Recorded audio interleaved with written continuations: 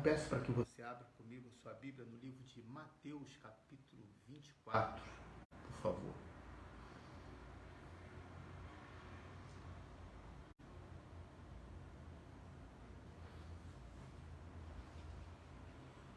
Mateus, capítulo 24.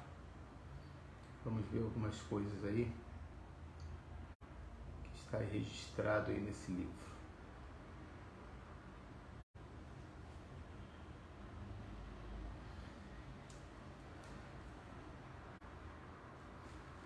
O propósito desse culto, ele é uma breve reflexão, então a gente não tem aviso, não tem louvor, né? Justamente para que a gente possa ter um momento para a gente ouvir a mensagem do Senhor, tá bom?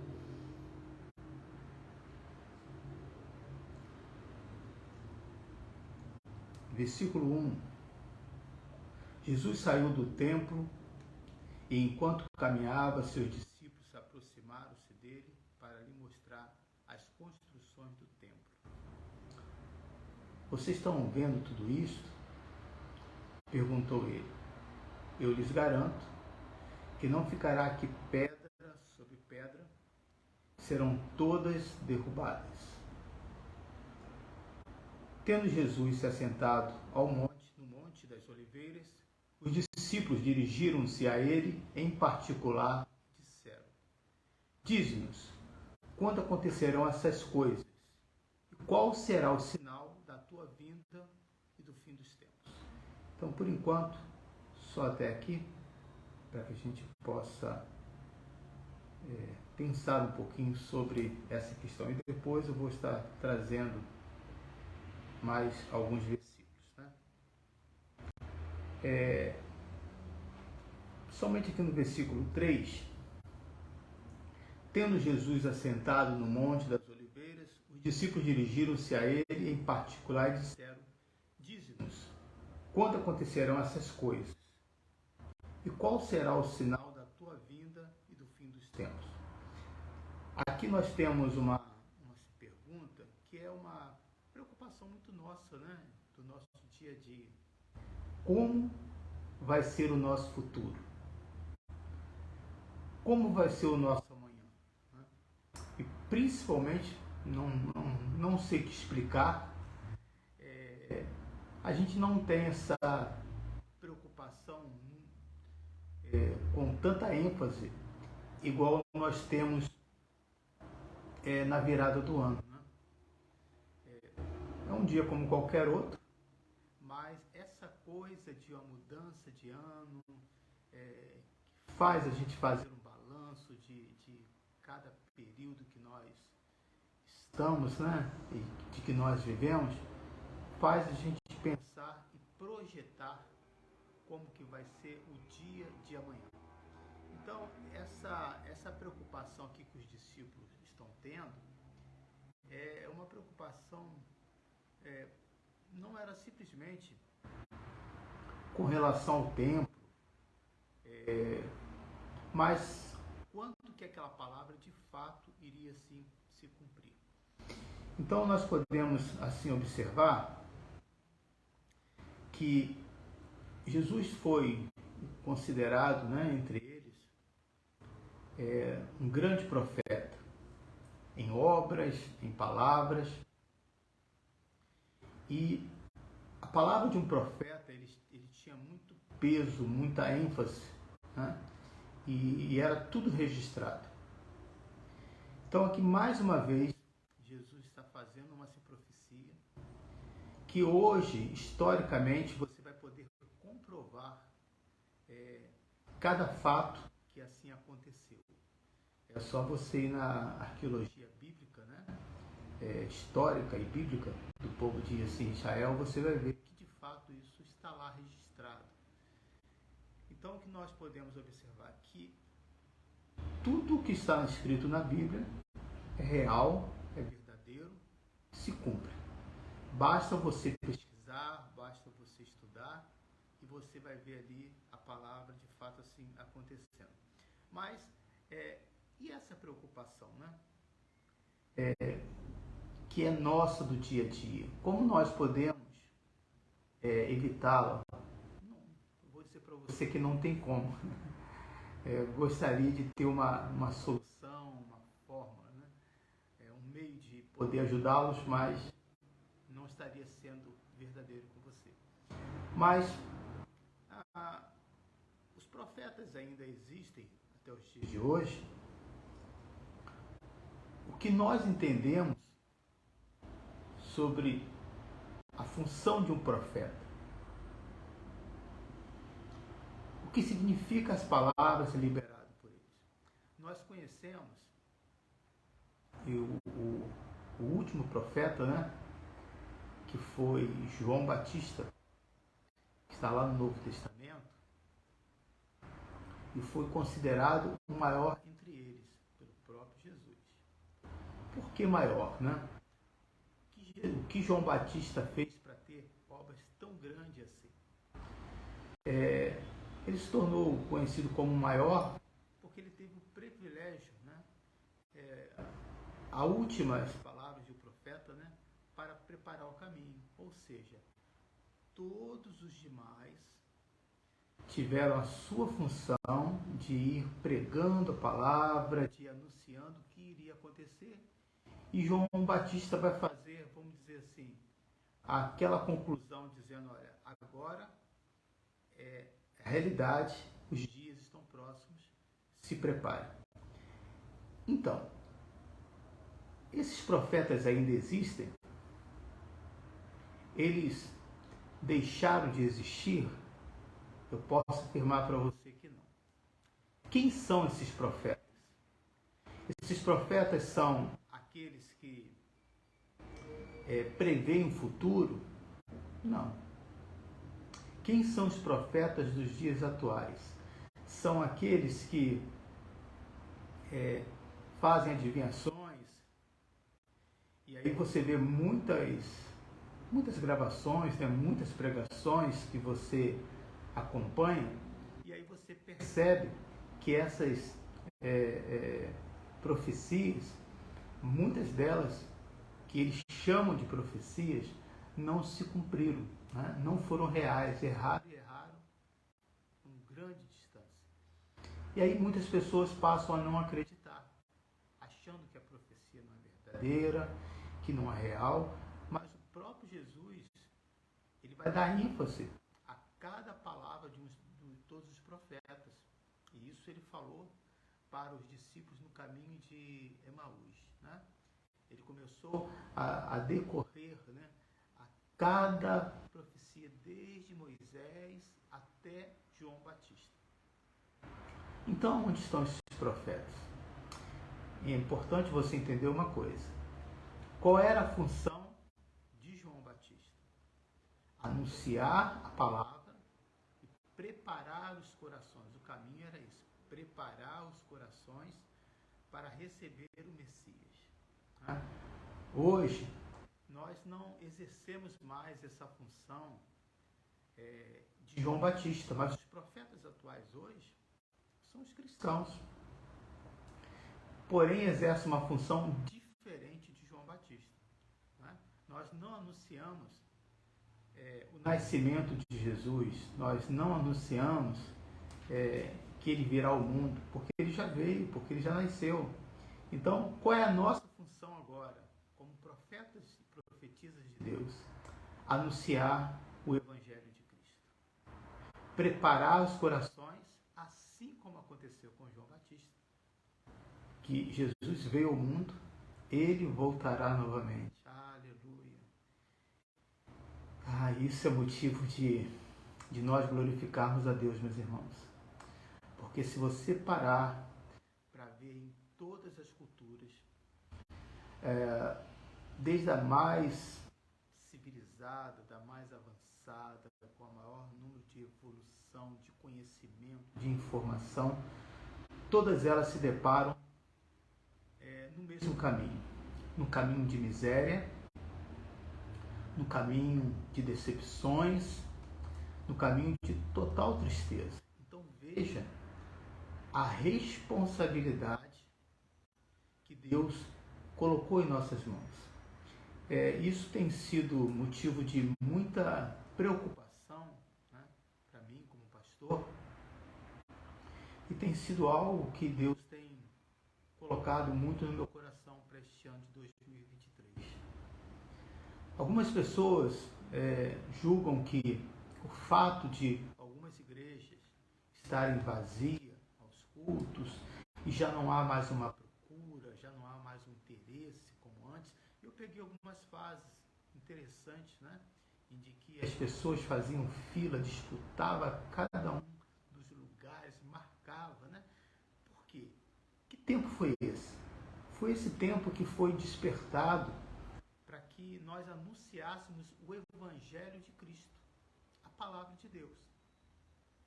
Então, essas pessoas cristãs, o que elas faziam? Elas divulgavam, convidavam, buscavam essas pessoas, né? Porque o coração delas estavam aquecidos pela palavra de Deus.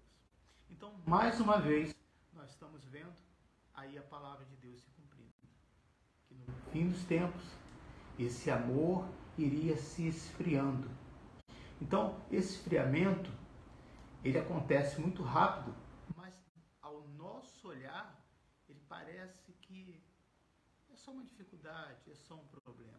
Então, preste atenção, se tem algo que Deus espera de você neste ano de 2023, é que você possa tentar resgatar o máximo de pessoas para Ele. Porque assim como João Batista falou, e as pessoas não deram crédito, e a palavra dele se cumpriu, assim também vai acontecer através daquilo que nós vamos pregar.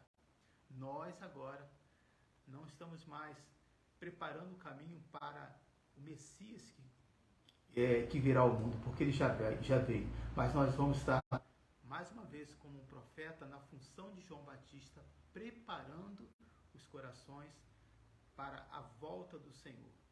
E aí, quando ele voltar, não haverá mais esse tempo.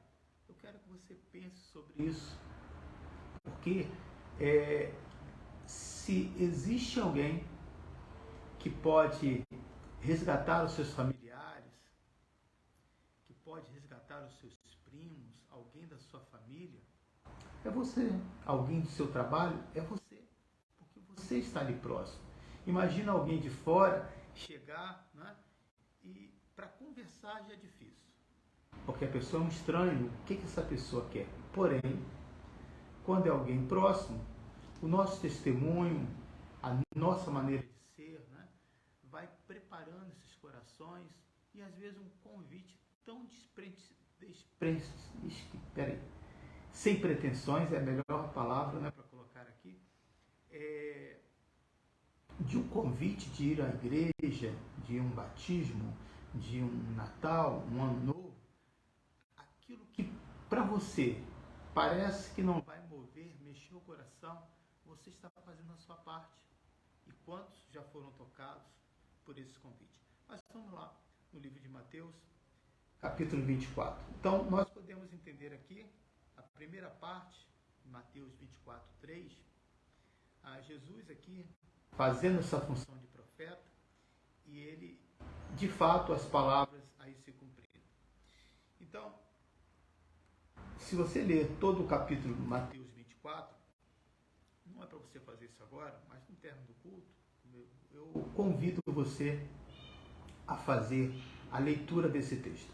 Mas no versículo 25 ao versículo 27 de Mateus 24, Jesus vai trazer algo que, no mínimo, que a gente tem que pensar um pouquinho, que Deus não pega ninguém de surpresa. Olha o que ele vai dizer, versículo 25.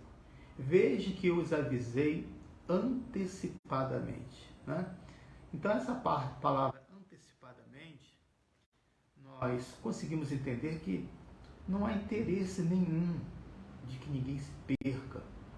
Não há interesse nenhum da reprovação de Deus. Deus não faz pegadinha. Né? Deus não quer ver você caindo, você no erro, de maneira nenhuma.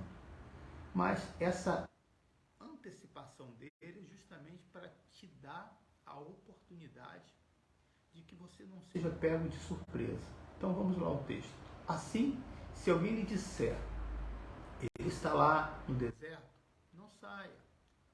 Ou ali está ele dentro da casa, não acreditem.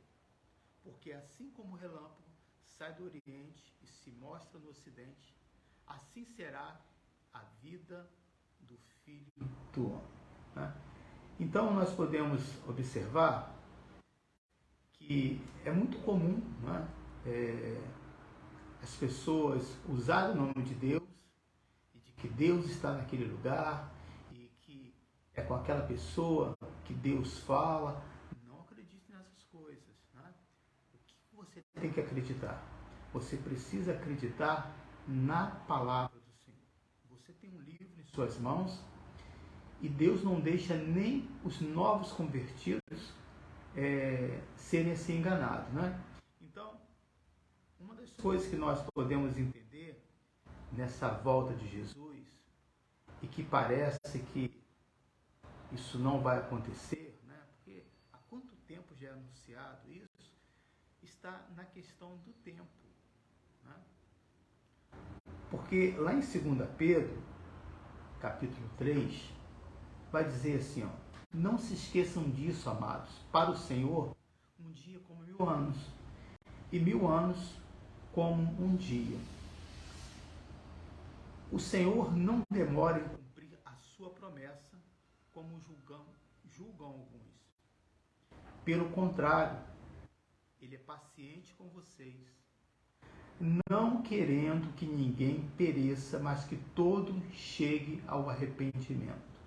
2 Pedro, se você quiser anotar, né, pode fazer essa anotação, isso vai te ajudar depois a você fazer essa leitura com calma. Capítulo 3, versículo 8 a 9. Então, quando Jesus, lá em Mateus 24, ele fala que ele está avisando isso antecipadamente, aqui em 2 Pedro, nós conseguimos entender mais claro por que ele está avisando antecipadamente. Primeiro, que o Senhor não demora em cumprir a sua promessa. Né? Então, se não demora, o fato de nós acharmos que 1000 anos é algo que ninguém aqui vai conseguir ver, para o Senhor 1000 anos é como um dia. Então, o tempo, a hora, o segundo, né? Isso é algo para nós humanos. Nós estamos presos ao tempo, diferente daquele que é eterno. Então, a gente começa a entender isso. E aí tem um fato assim, interessante. Né? O calendário judaico, eles têm uma diferença, né? E uma noção de dia totalmente nosso.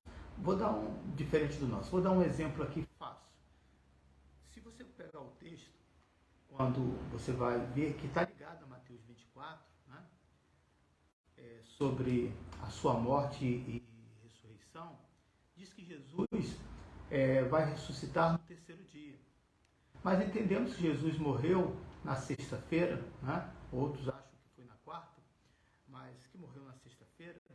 Então, se você contar sexta, sábado e domingo, não dá 3 dias, né? De sexta para sábado, dentro do nosso cronograma. Sexta para sábado é um dia, que é 24 horas, né? E de sábado para domingo, da hora que ele morreu, mais o segundo dia. Porém, é diferente no calendário judaico.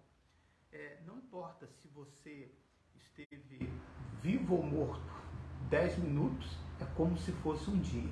Então, é importante a gente entender isso para que a gente não tire a credibilidade, parecendo que a palavra de Deus não se cumpre.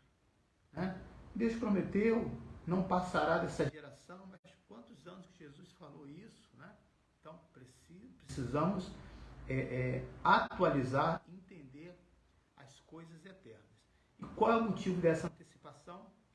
Está aí no versículo 9, 2 Pedro. O Senhor não demora em cumprir a sua promessa, como julgam alguns. Né? Olha como que Deus conhece o nosso sentimento. Né? Tá vendo? Nada aconteceu. Pelo contrário, Ele é paciente com vocês, não querendo que ninguém pereça, mas que todos cheguem ao arrependimento, né?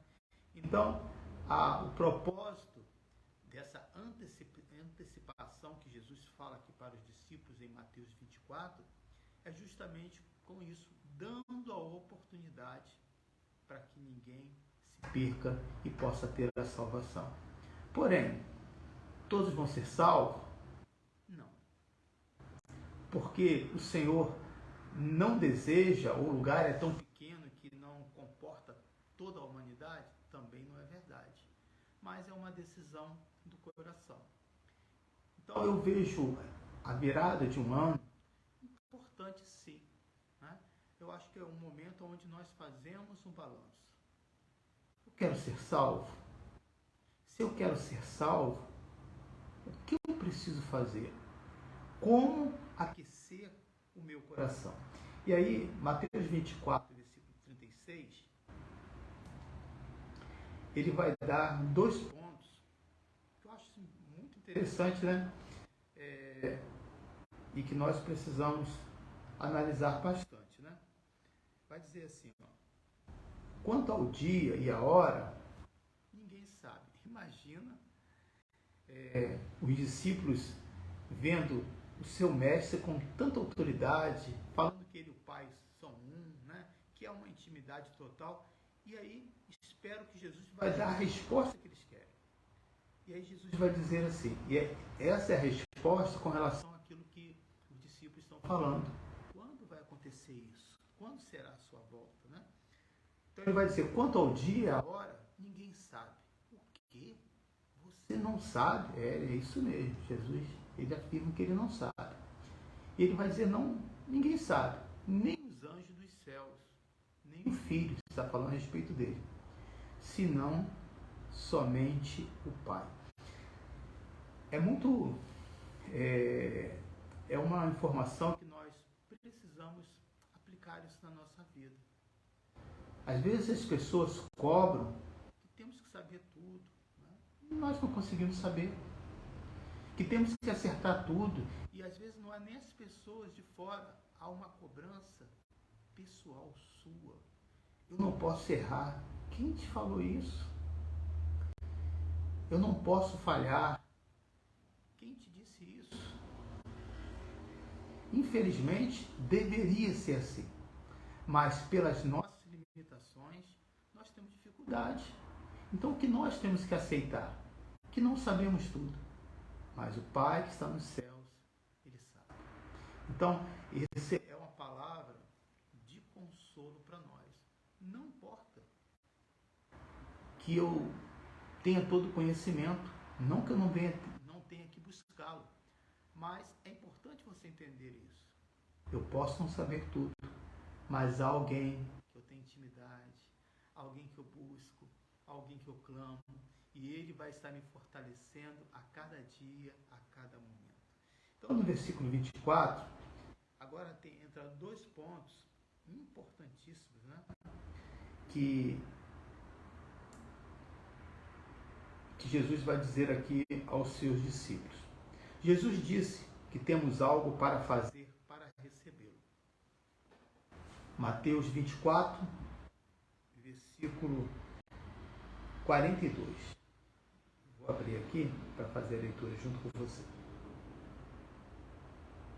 Versículo 42 de Mateus 24.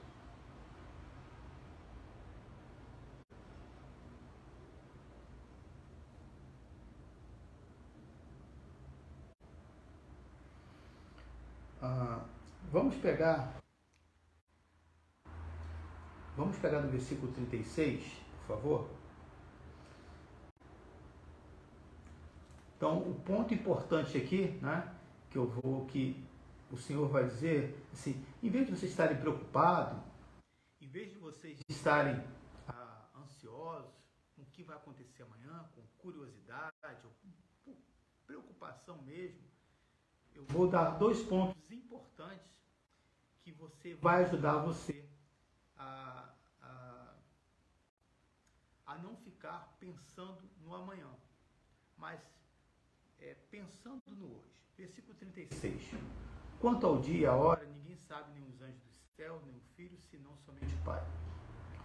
Aí ele vai dizer, como foi nos dias de Noé, assim também será na vida do Filho do Homem. Pois nos dias anteriores ao dilúvio, o povo vivia comendo, bebendo, casando-se, dando-se em casamento, até o dia que Noé entrou na arca. Então, era um dia normal, um dia de rotina, um dia de festa, um dia de casamento, um dia normal.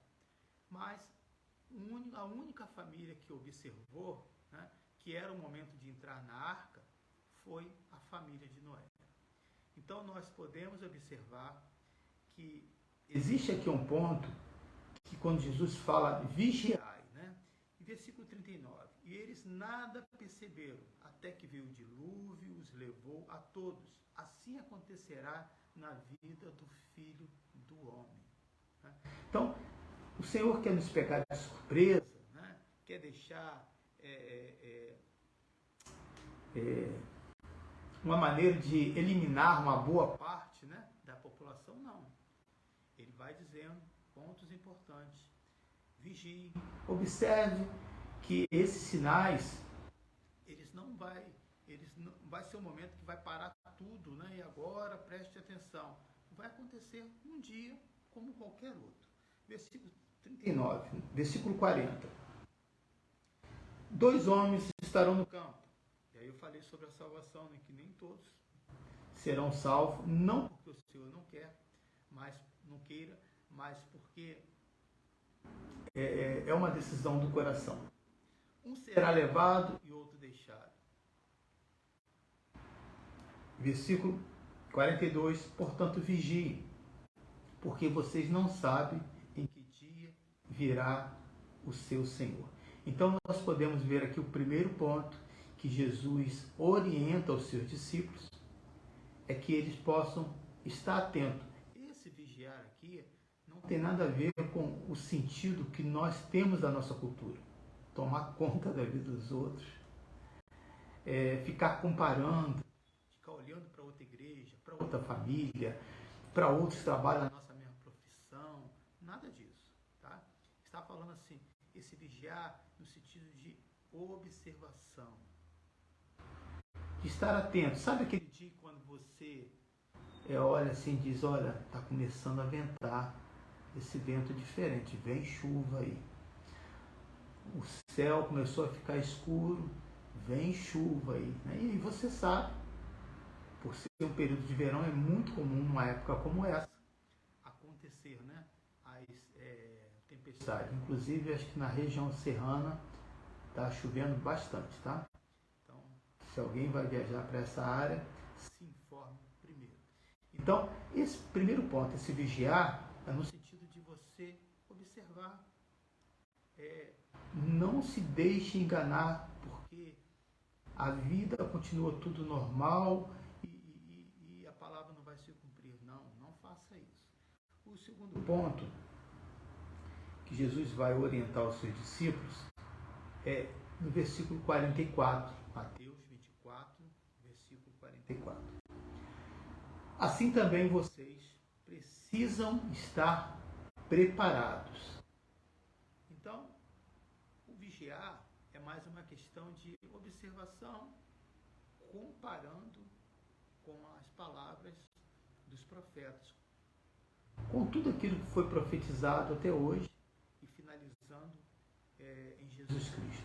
Então você vai comparando, vai vendo os sinais, vai observando, né, as guerras, os rumores, os tremores, a mudança do clima. Você vai observando o tempo passando muito rápido. Então você vai observando esses sinais já de comprovando que a palavra de Deus vai se cumprir. Agora vai entrar num outro ponto que Jesus vai dizer, depois de vigiar, estejam preparados, né? Assim também vocês precisam estar preparados, porque o Filho do Homem virá numa hora em que vocês menos esperam. Aqui já é algo que vai pedir mais de você um esforço. Por quê? Porque uma preparação requer dedicação. Uma preparação requer uma abnegação, ou seja, uma vida isolada desse mundo. Uma preparação, ela requer uma consciência daquilo que, do meu alvo, do meu propósito, tem um objetivo. Ninguém se prepara para algo que não sabe o que quer, o que vai fazer, né? E se tentar fazer isso, vai perder naturalmente a motivação. Então, a preparação, ela requer um esforço, sim. Ela requer uma humildade daquela pessoa, de dizer, olha, me ajuda nisso aqui. Eu não consigo manter a minha fé, eu ainda falho, ainda caio nesse tipo de pecado, eu não consigo ter um compromisso como eu gostaria com a casa do Senhor. Então, requer também humildade, né? Então, versículo 45, ele vai dizer assim, aí ele vai dando exemplos para que os discípulos possam entender melhor. Quem é, pois, o servo fiel e sensato, a quem seu senhor encarrega 2 de sua casa para lhes dar alimento no tempo devido? É uma pergunta. Feliz o servo a quem o seu senhor encontra fazendo assim quando voltar, né? Então, fazendo o quê? Vamos lá no versículo 45. Quem é, pois, o servo fiel e sensato, a quem seu senhor encarrega de dar a sua casa para lhe dar alimento do tempo devido? Então, essa preparação para a igreja é alimentar a igreja com a palavra de Deus, né? Ele vai dando um resumo aqui muito, muito simples, muito fácil, muito assim didático.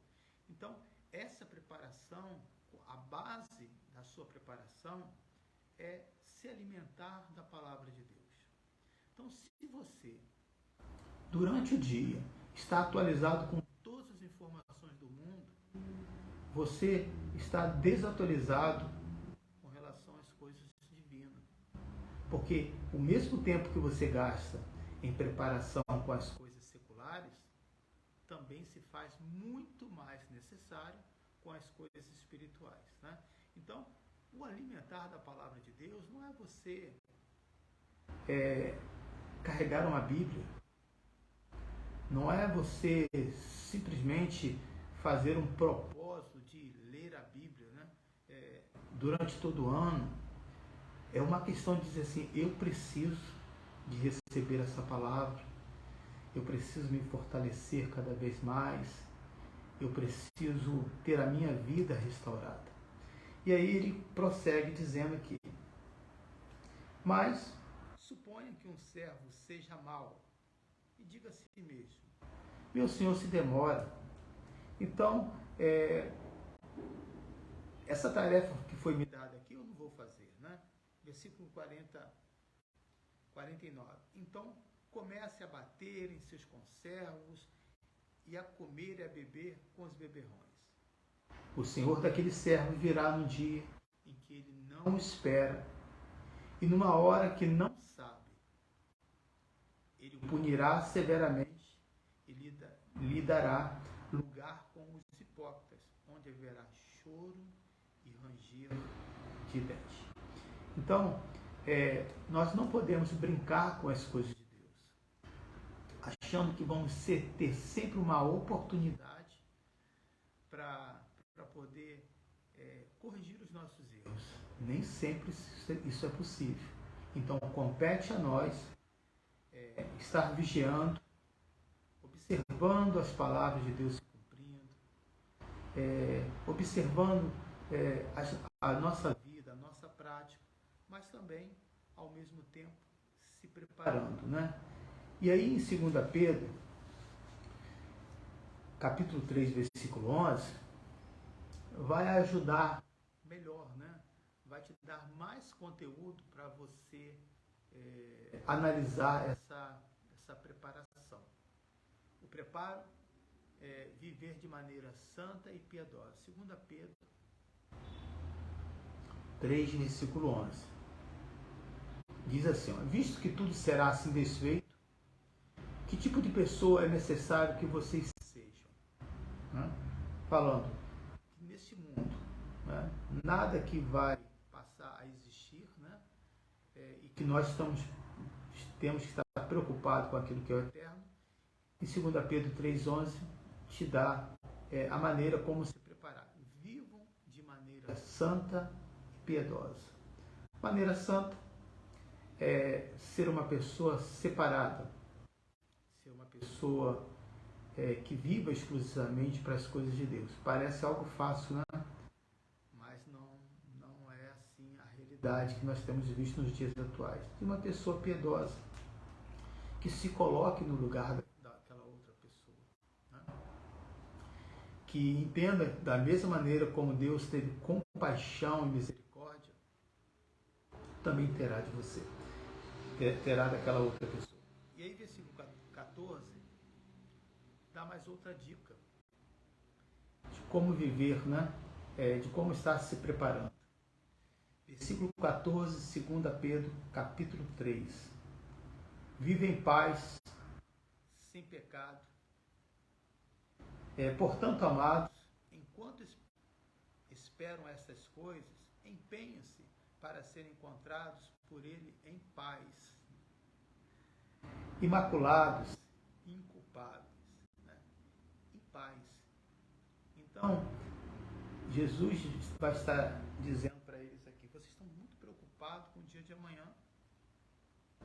Se o hoje é o que é importante, o dia de amanhã você só verá se houver um preparo hoje, se você estiver observando essas coisas. E essa observação não é ninguém que tem que fazer, você mesmo, porque você que tem o Espírito Santo vai convencer cada um das suas dificuldades. Então, viva em paz. Não é isso que a Bíblia diz? O que depender de nós, tenha paz. Imaculados, sem pecado. Como isso é difícil. Mas não é impossível, querida. Não é impossível quando nós pedimos ajuda. Com o passar do tempo, a gente passa a ter como normal uma vida diferenciada daquilo que nós vivemos. E inculpados, sem esse sentimento de culpa, né? Se durante essa caminhada houver algum erro, tiver algum deslize, aprenda com os irmãos que estão aí na Bíblia. Abre o seu coração, confessa e pronto. Bola para frente. Mas se amanhã não vou conseguir, esqueça o amanhã. Vivo hoje, querido. O amanhã pertence a Deus. Então eu quero com essa palavra trazer uma oração para você. Se você pode e tem essa oportunidade, compartilhe essa mensagem com outras pessoas e vamos ter esse tempo aí de oração. Pai, eu quero nesse momento te agradecer por essa palavra que foi liberada. Quero te agradecer pela tua fidelidade. Quero te agradecer por tudo que nós temos vivido. Queremos te agradecer, Deus, porque o Senhor não deixa os seus filhos enganados. E nós, às vezes, estamos tão preocupados com tantas coisas que podem ser evitadas a partir de hoje, se nós estivermos olhando cada uma das palavras que foram liberadas para as nossas vidas. Se estivéssemos observando, vivendo atentamente, eu tenho certeza que a vida de muitos cristãos aqui na Terra seria uma vida bem melhor, mesmo em tempos como esse. Mas eu quero pedir para cada um dos nossos irmãos e irmãs em Cristo, para aqueles que ainda vão ouvir essa mensagem, que Deus possa te ajudar. Em vez de pensar no dia de amanhã, pense no dia de hoje. Se você estiver vigiando, estiver se preparando, as demais coisas, querido, deixa que o Senhor vai fazer por você. Então, uma boa noite.